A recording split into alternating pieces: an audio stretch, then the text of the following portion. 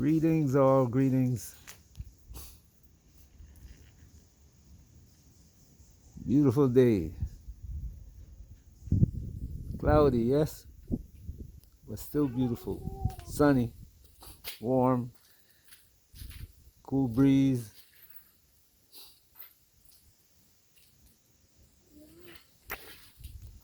But it's good.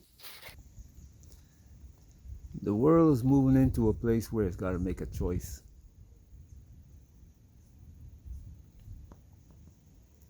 Instead of letting the choice being made for them. I know when somebody else makes a choice for you, it may appear to be easy.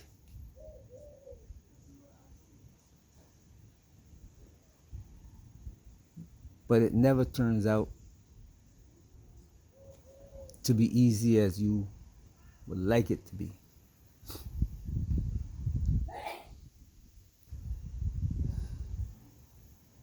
When the Portuguese sailed down the coast of Africa, and African chiefs gave them the first Africans that became slaves. The African chiefs never saw what was going to happen to their people in the West. Lacking the vision,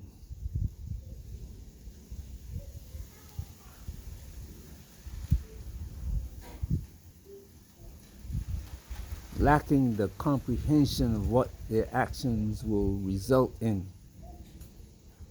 they went ahead and did it. Many of us look at a man called Mansa or Musa, depending on what you want to call his name. He took on a religious belief that came from outside his culture and used up all his nation's wealth to move from his land to the colonizer's place of worship to show off his wealth and his kingship.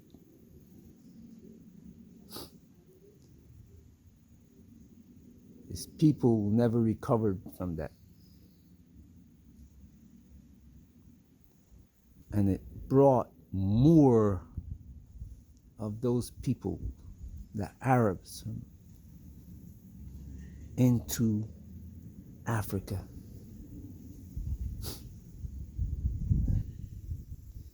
Today's African, black-skinned African, I'm not talking about the one who calls themselves Africans who live in North Africa.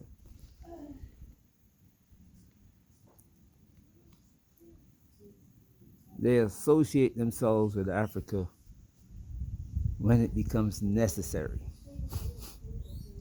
Playing the game of brinksmanship that you see being exposed in that area today. The Saudis spend millions of dollars in Africa, converting Africans from their traditional beliefs to be Muslims.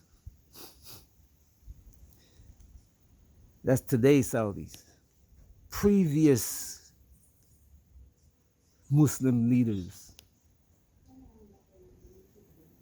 got Africans to fight, just like the ones in Kuwait and UAE and Saudi today have the people in Sudan, the Horn of Africa, fighting against each other.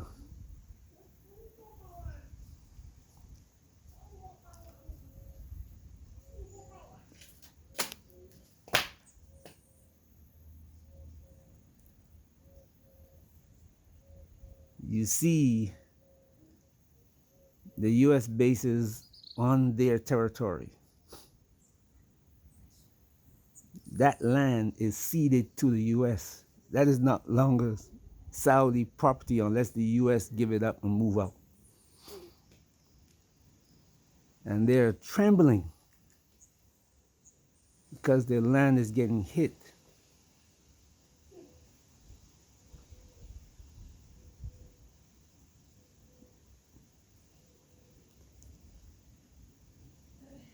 The British came in and saved them from the Germans, or what they call the Allies.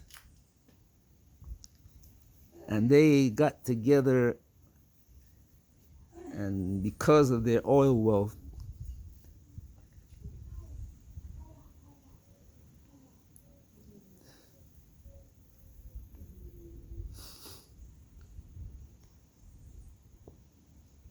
the sons of Saud, they might call it Kuwait or Abu Dhabi, they were all sons that were given these kingdoms by the British, American, French.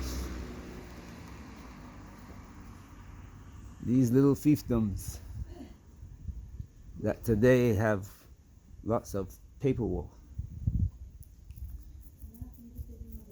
But you see the weakness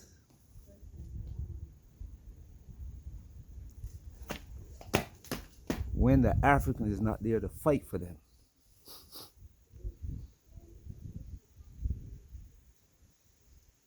But the same people have the Africans all over Africa fighting against each other.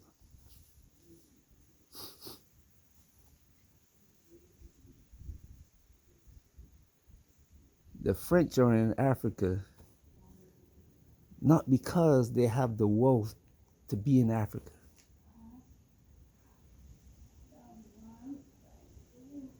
Between the wealth that they were taking out of Africa and the money that the Arabs were giving them, or they stole from Arabs, because every time, like when they took down Gaddafi, they went and took all Gaddafi's gold, all of Libya's gold,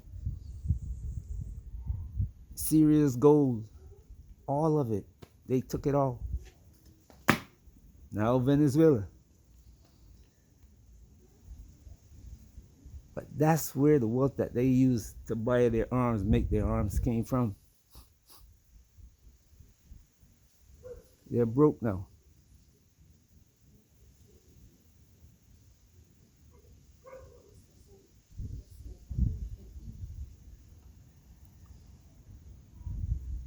The Arab wealth, if this war goes on 30 days,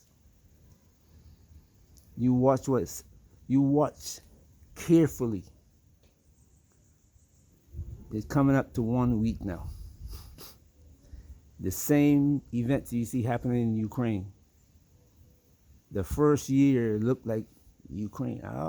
Ukraine's gonna stand up to the Russians. The Russians pull back and consolidate it, and then move forward.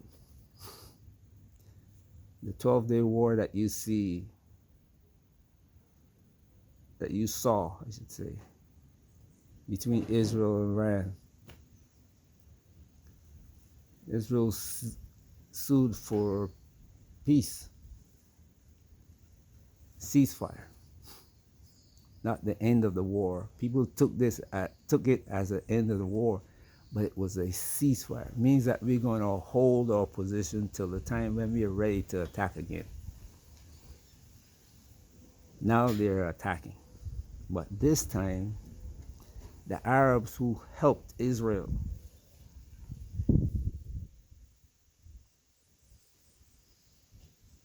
they too are being destroyed. 7 days, you watch the way this goes. 7 days, the first 7 days, everybody is standing. The second 7 days, they begin to fall, one by one. By the third 7 days, 21 days, half of them are going to be out. By the 28th day, the world is going to be in a chaos.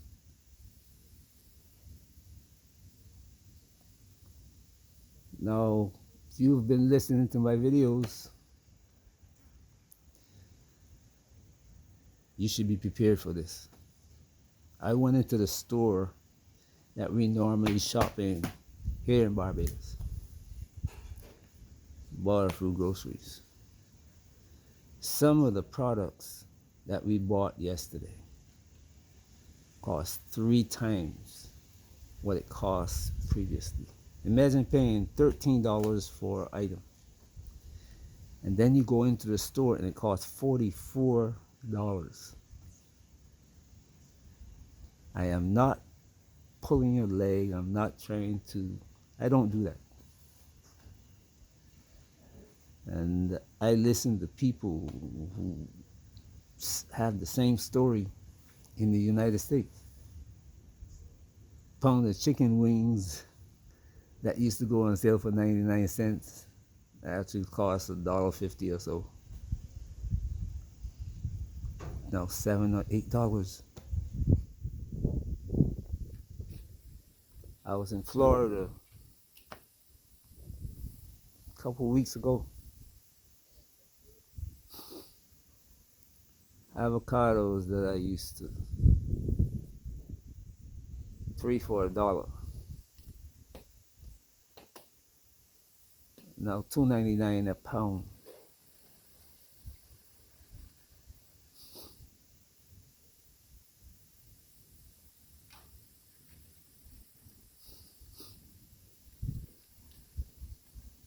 Grapefruits, same thing.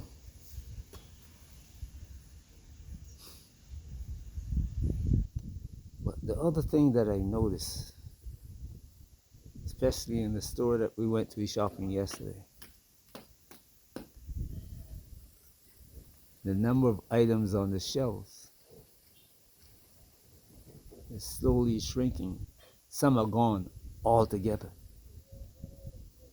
especially those items that come from the US, because this particular store is associated with Costco.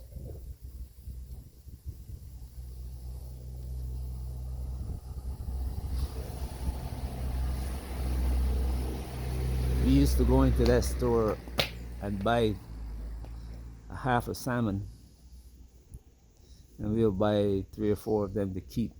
I always shop like that because I know what's going to happen. I told you about this. We keep probably about 6 of them in the refrigerator.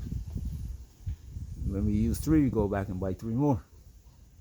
Never, but anyway, went to the store yesterday and there was none. Not even the one that they buy from Chile and the ones that they grow in the tanks. Feed them artificial bait. Artificial fish food. Not artificial, but you know what I'm saying. It's not. They're not feeding naturally in the ocean. They got a fish pond or fish nets around them, and they feed them every day. Not even those were available.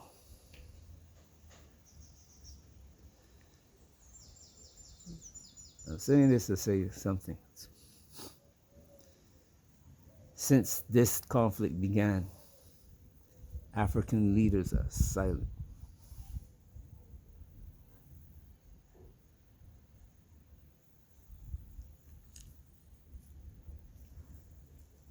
Those who are talking, like the ones at the UN,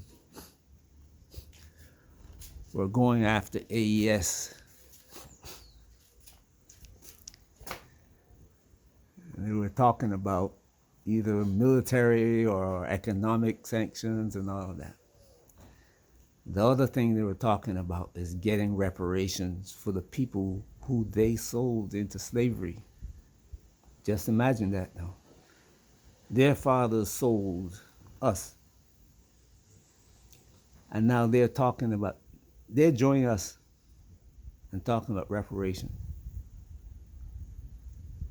If they have so many resources in Africa and not using those resources to benefit their people, what are you going to think that they're going to do with the reparations they receive off the backs of our dead ancestors?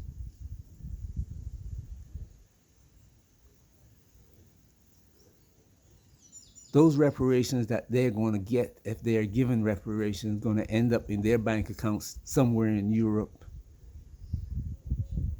or in a suitcase in their beds or buried in their farms like in South Africa.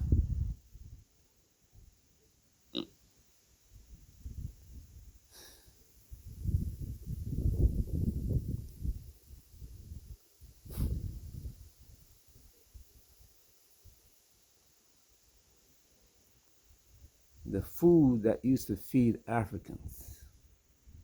Yes, Africans grow food. All over West Africa, you will find yams and edo, cassava. They grow them during the rainy season. Pumpkin, squash they call it. Grow them during the rainy season. 4 months out of the year. The other 8 months, you can hardly find a garden being grown.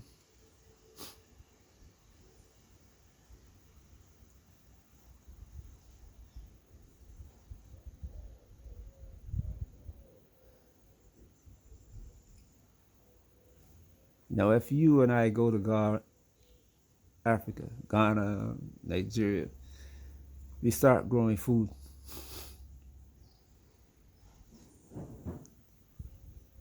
You won't find the government coming in and says, hey, let's try to get your food that you grow and exported to bring in income.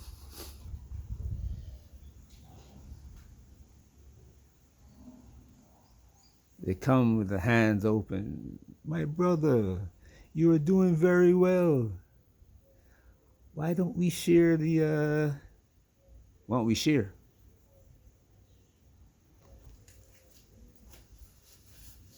Share.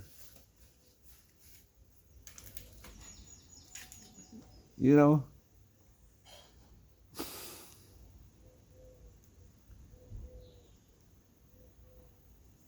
3 years ago, more than 4, it's 2022. It's going into the 5th year now. So when this war in Russia is over, they're going to return. The war is not over, but they're figuring, if we wait till the war is over, we won't be able to return because we don't have the weapons to do it. And everybody else in the world would have already consolidated, except the Africans. Now, I'm talking about the rest of the world.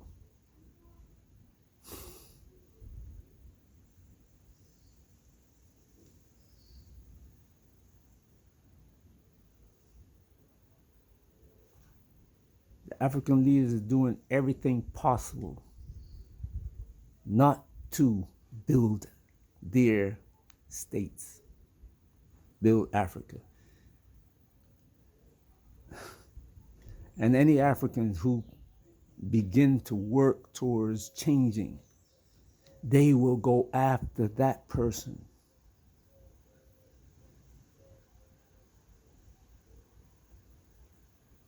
Look at what Togo and Niger.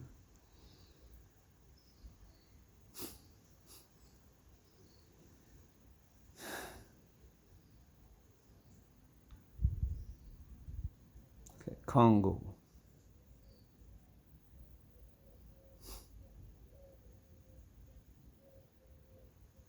What Rwanda is doing. Instead of strengthening Congo, they're destroying it. So they and their partners, they will rob whatever they can, sell it to the chosen people, end up in Geneva and Israel.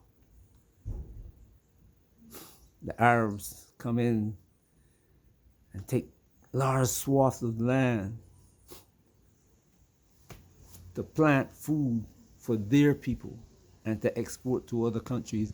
I've even seen some of they will grow it in Africa, send it to Arabia or Lebanon or Turkey, process it, and send it back to Africa to be sold. And African leaders go along with this.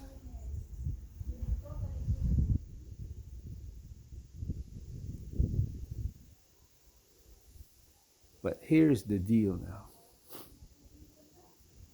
No matter how this war go in Iran, African leaders, you better prepare. And I don't know about Africans because they're kind of shallow, you know. They might go fight to save these leaders instead of taking them out and building for themselves. You can see what happened. All of them there are in the military, you know, and they're killing the military people are killing their fellows. The mothers and fathers of these people don't have the wisdom to say, sons, you can't kill your fellow countryman because we are starving too. You're the one who's leading you is stealing all the money, and you are killing your fellow countryman to save him and his family. And they call these people elders now because they're old, because they're older than the young generation.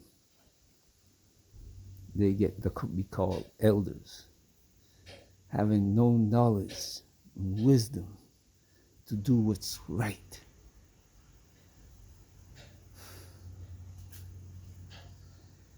When you're going to Africa, beware now.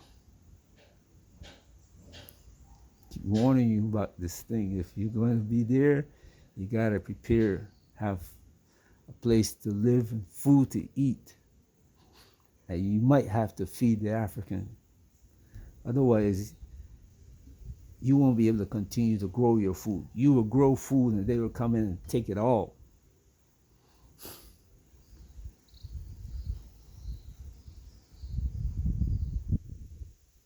And you won't be able to grow. You won't be able to feed yourself.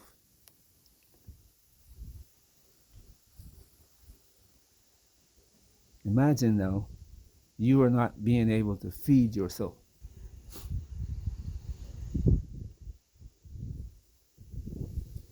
What I'm telling you, I experienced myself.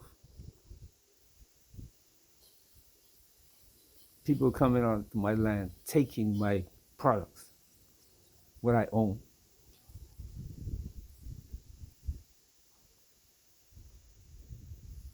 What I plant.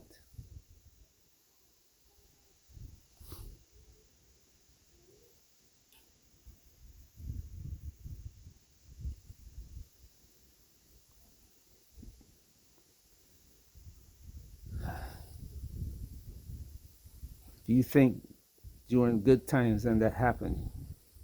During bad times, guess what do you think is going to happen? How many people in Gambia you heard being just taken out, killed?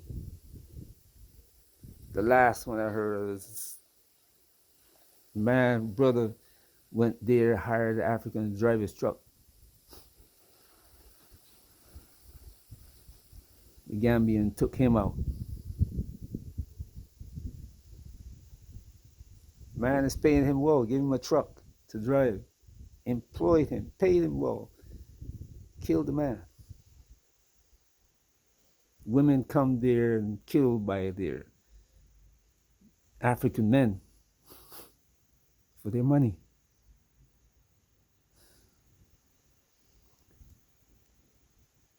You're not seeing the change that is necessary to build a stronger people.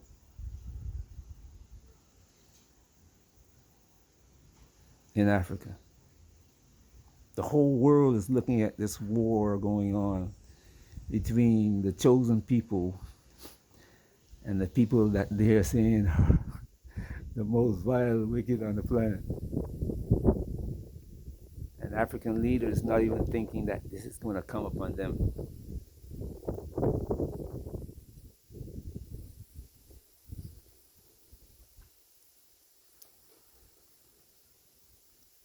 Stories I told you are not children's stories. This is stories about life and death.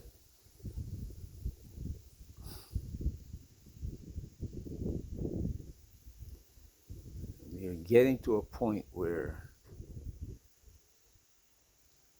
there is no return. Already hearing rumors about people saying that nuclear weapons going to have to be used in Iran.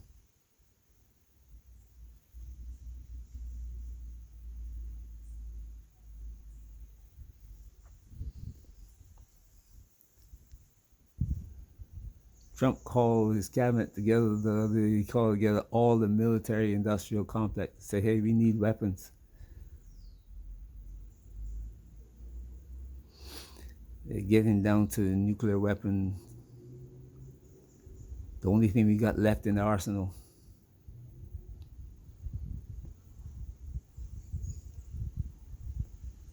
And what do you think? They're not going to use them? You guys don't know God's chosen people. You don't know them. You got this idea that one day one of them gonna come back from heaven and he's gonna rule the world in peace. Nope. What you see happening now, that's how the world's gonna be ruled. If you don't do what you're told, you will die. Next on the list I heard is Turkey.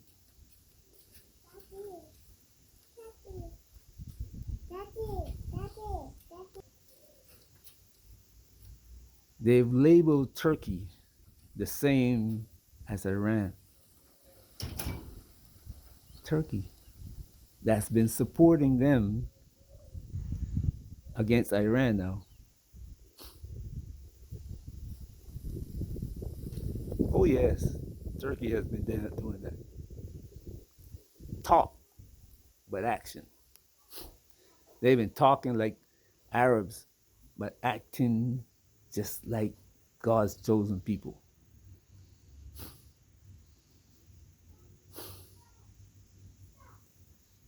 Pay attention to what's going on around you. Look at what's happening in Ghana, in Nigeria. The French moved out, US military moved in.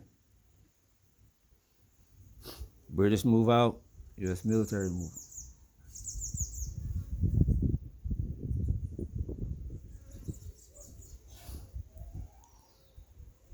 Wherever you are, you people are gonna have to come together, learn to work together.